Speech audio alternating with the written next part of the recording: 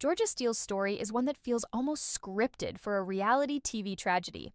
When she entered Love Island in 2018, she came armed with confidence, a sharp personality, and that infamous catchphrase, "I'm loyal." At first, it sounded catchy, a funny line that viewers repeated on social media. But soon, it became the very weapon people used against her. Because for many, Georgia's actions in the villa didn't match her words. She kissed Jack Fowler behind the back of her supposed best friend, Laura Anderson, and the public never let her forget it. From that point forward, "I'm loyal" turned into a punchline, and Georgia became a target. That moment was the first major crack in her reality TV persona. She thought she was playing the game like everyone else. But reality television loves a villain, and she was slotted neatly into that role. The producers knew it, the viewers knew it, and soon Georgia herself knew it. Every step she took, every choice she made, was dissected, criticized, and twisted into more evidence that she was disloyal, manipulative, or fake. And unlike some contestants who leave the villa quietly, Georgia stuck around long enough for the hate to cement itself.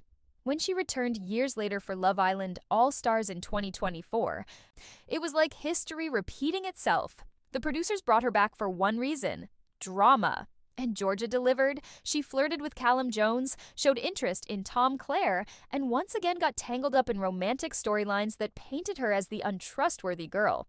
When the PDA Awards twist played clips of her interactions, the audience pounced. Fans called her a snake, critics labeled her toxic, and the hate poured in just like it had years before.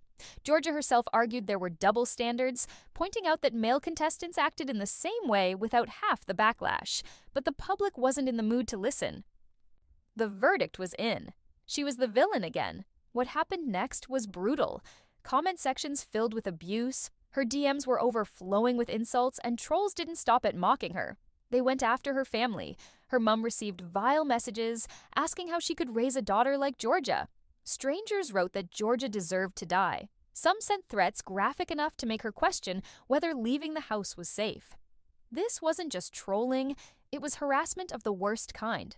Georgia admitted she felt scared, like everyone hated her, like she didn't even know herself anymore.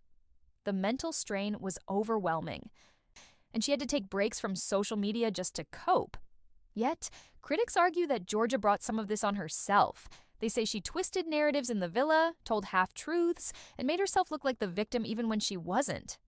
They point out that when clips aired exposing what really happened, her stories didn't line up.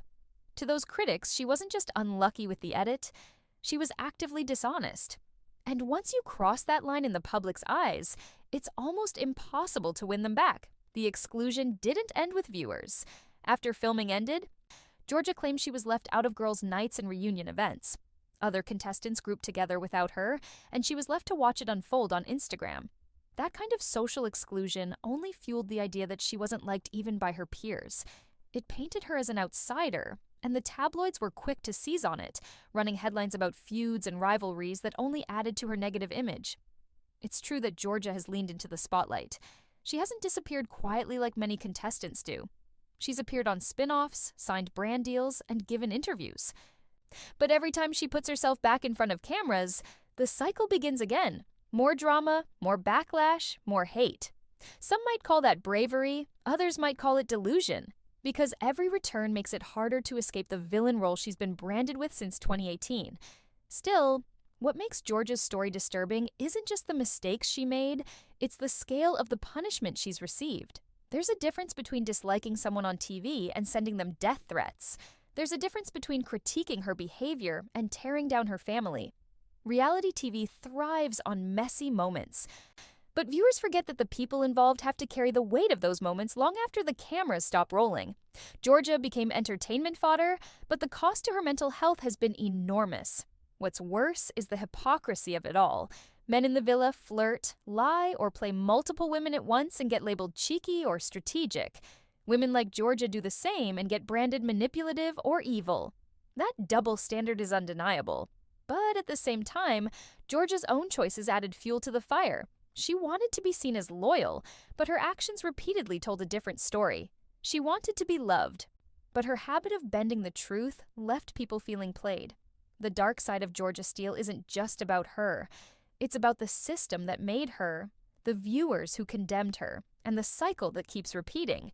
She is both a product of reality TV and a victim of it. She plays into the game, but the game always wins. The public gets their villain, the producers get their drama, and Georgia is left carrying the scars. At the end of the day, Georgia Steele will always be remembered for that infamous line, "I'm loyal." But behind the catchphrase is a woman who has been branded, shamed, and trolled to the point of breaking. She made mistakes, no doubt, but the hatred she's endured has gone far beyond what anyone deserves. The truth is, Georgia isn't just the villain of Love Island, she's a symbol of how reality TV chews people up and spits them out, leaving behind a character for the cameras and a broken person in real life. So the next time Georgia Steele trends for another scandal, another clip, another headline, ask yourself, is she really the monster people say she is? Or is she just another casualty of a show that thrives on villains and sacrifices its stars to keep the drama alive?